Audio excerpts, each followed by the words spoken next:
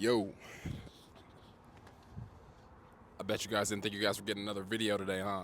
Based on last video, I assume it's safe to say you guys did not watch the whole thing. I think some of you actually think I'm quitting. A couple people actually hit me up on the side as well. Shout out to Matt B, and my boy Shannon, of course. If you watch the whole video, I'm not quitting. I'm basically just saying that I am getting off of uploading things that don't really matter to me. I'm gonna upload what I want when I want. We'll hopefully grow a little bit organically from there, or maybe not. Worst comes to worst, the people who are already subbed take something from it. You know what I'm saying? All right, now last video I shouted several people out. My apologies to Wallace, Abdul, who else? Dream, anybody who I had not missed, dog. As soon as I saw your guys' comments, you know I immediately felt bad. I be kicking it with Abdul, so hopefully he knows, and Wallace. Hopefully he knows. They know. They probably know I'm a little bit of a scatterbrain. Come to think of it, they only really know go out Trent. Like they only really know party Trent, which is really like a 23-year-old me that gets to jump out like once or twice a year. I'm really not like that on my day-to-day life, but that's neither here nor there. I don't really go anywhere. Okay, as you can see from the title, last year around April or so, I turned pro in natural bodybuilding. So natural physique, I'll put the picture or pictures up here on the screen, hopefully. Now, it's not as popular as the non-tested leagues. So like Chris Bumstead, you know the guys you see on the magazines, Phil Heath, Kai Green. Natural bodybuilding isn't, ironically enough, natural bodybuilding isn't promoted as big as the steroid, the basically the not healthy version. I say that to say that it's not that big of a deal. So thank you in advance to anybody who congratulates me, but I'm not it's not a big deal. You know what I mean? But really the purpose in this video was just to kind of tell you the story of the day prior to me turning pro, and hopefully it gives you guys some insight or some motivation on how to push through a hard, difficult, or doubtful time. So long story short, I have been in the fitness community for a long time. Started competing around 2015, just doing my own thing. Watched a lot of YouTubers who kind of started the competition wave. So I've been competing physique for years now in tested and non-tested leagues. I've always been natural, but again, you get in where you can fit in, and you try to place, you try to earn a little name for yourself. Now, I don't normally get a coach or anything like that. Once you have kind of done bodybuilding for a while, or once you kind of learn how to diet, it's within the culture to get a coach and to do all the things. I don't necessarily promote that because it's money. You know, it's money that new people have to spend when they're not even really sure that that's the lane for them. I think once you've done it once or twice and you can get your diet portion under control, you don't need to spend all that money. But again, that's neither here nor there. Let's get into the day of the competition. Scratch that, rewind. We're going to get to the day before. So the day before the competition, that is a Saturday. So Friday, I'm working. First mistake by me. I never really take off work unless I have to. And so I've really figured I could work, get in a car, drive 4 hours. That's where the competition was, about 4.5 hours away in Kansas City.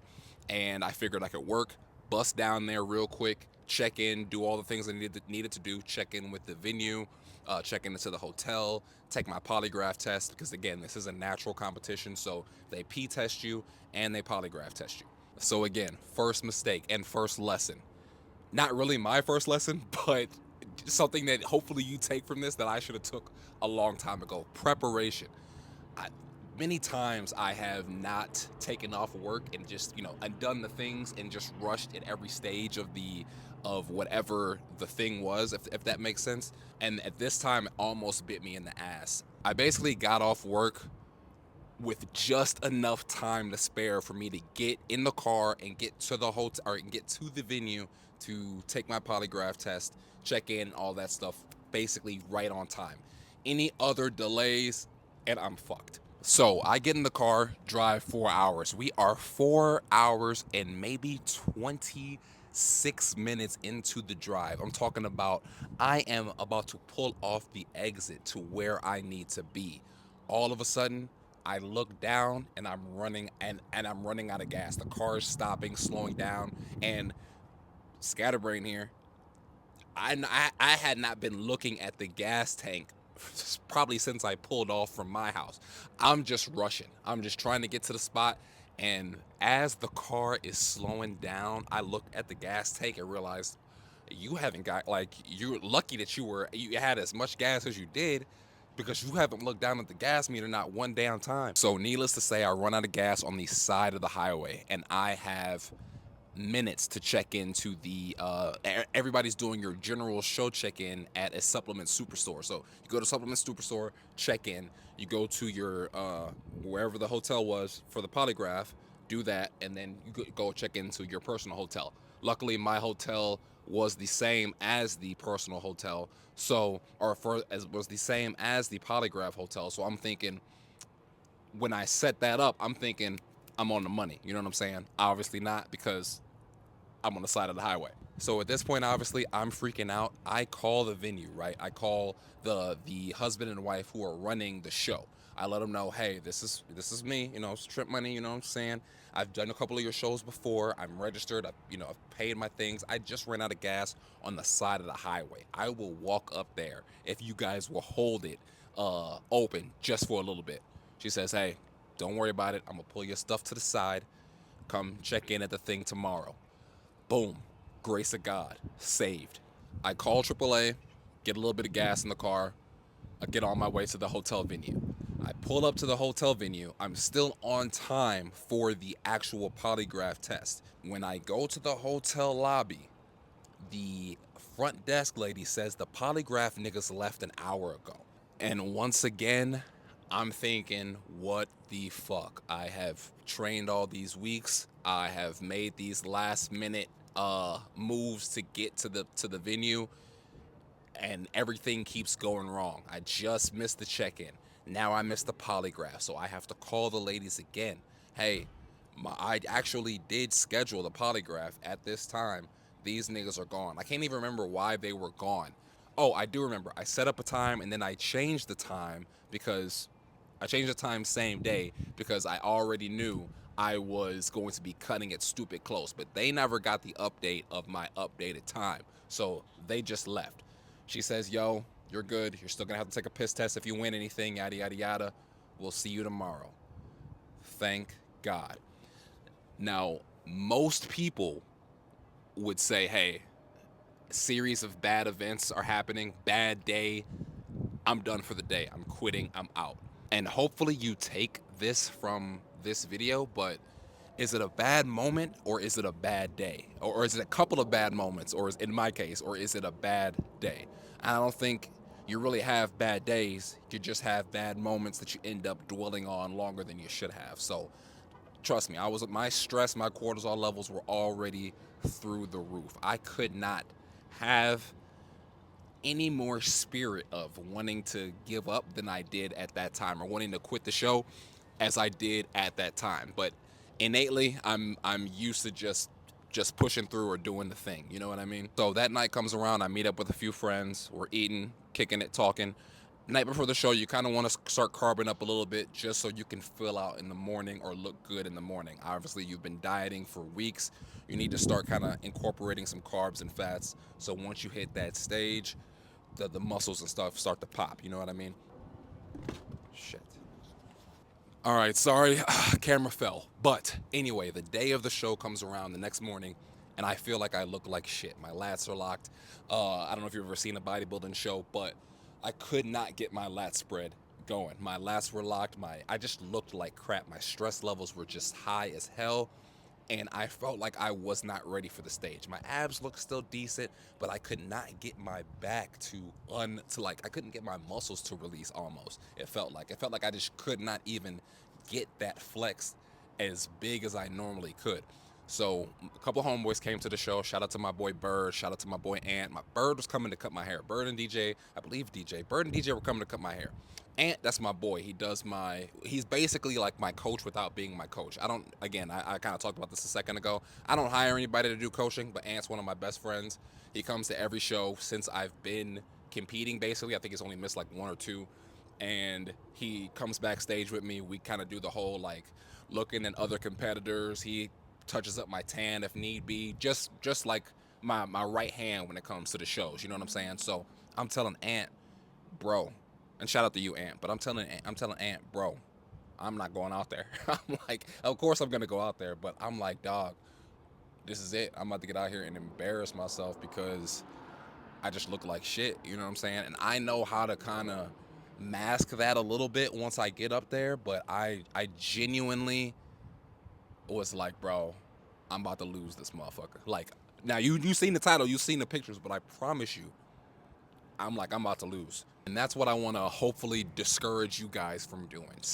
Don't get in your own head like that. Luckily enough, I kind of, sometimes I am a little hard on myself, but again, I always end up doing the thing. As much as I might want to quit some things, it's just not within my spirit to. But those types of simultaneous events or things getting in your way would stop some, if not most people. And obviously, and it ended up panning out in my favor this time, as stressful as it was. So I rest up. We still got a few hours before the show. I'm stretching, just trying to make sure I can be as mobile as possible.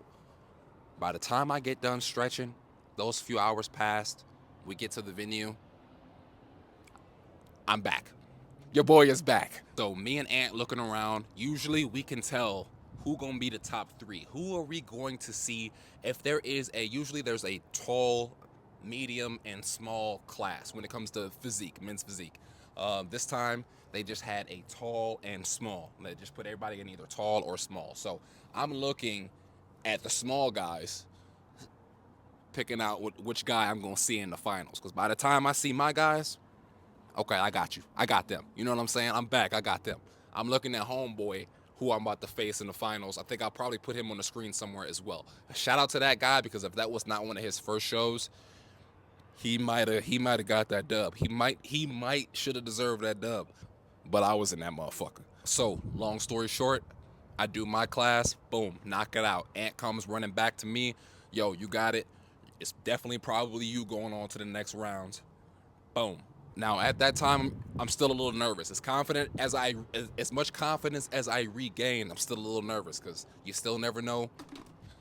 Sorry, it's windy and about to start raining here. But as confident as I was, you still never know what the judges are gonna say. One thing I don't like about bodybuilding is it is an appearance sport. The judges are judging you obviously on your physique, but how you pose, how good you look. A lot of different factors that you can and cannot control. It's not like a powerlifting meet where the highest number wins, where you actually 1000% earn or lose by your own capabilities. You know what I mean? So boom, I win first in my class, got that. Then I win best poser, got that. Which, by the way, I if you know me, if anybody from the crib knows me, I'm a people person, but I'm like a introverted extrovert. When I get around people, I'm lit. More times than not, I don't even want to get around people though. You know what I'm saying? So I have gone to a few posing classes in the past, but I might be there sporadically. So getting the best poser award was a shock to me. So I got that. Then boom, come me and homeboy side by side on stage. By the grace of God, I won. I won the overall as well. After all of that, after all that stress, after all that, now what I could have done, I could have planned for this. I always fly by the seat of my pants sometimes when it's things for me, because I never know, with work, with life, kids, I never know if it's really going to go down the way it's going to go down. So if I would have properly prepared, I'd have had that whole day of work off. I would have been at the venue when I needed to be. Nothing would have been missed, and I wouldn't have been stressed. And all that doubt that built up within the last 24 hours prior to competing would have been gone. But obviously that's not what the case, and we still took the dub. So again, this video is just to hopefully motivate you into continuing to pursue the things you want to. And just know, just because you have a bad moment or something that trips you up, don't mean it's got to stop the show or stop the train or stop your momentum, as down or as frustrating as it may be. But yeah, that's the video. So now you're looking at a natural pro when it comes to men's physique. And the next couple of videos, we're going to be talking about the next show that we're going to do here in a couple months. It'll be my first pro debut. And yeah, we're gonna see if we can try to kill it and get it in. So we got about, I want to say we got about 9 or 10 weeks. So we're trying to start a mini prep series, legitimately this time, and hopefully you guys can follow along and learn a little bit when it comes to dieting, shows, stuff like that. Any other questions you guys got? So once again, I appreciate you guys for watching the video. If you made it this far, drop a like and a comment, share the video. It helps out, of course. We trying to build back the right way. You know what I'm saying? Naturally and genuinely. You know what I'm saying? So once again, Trent Money, peace.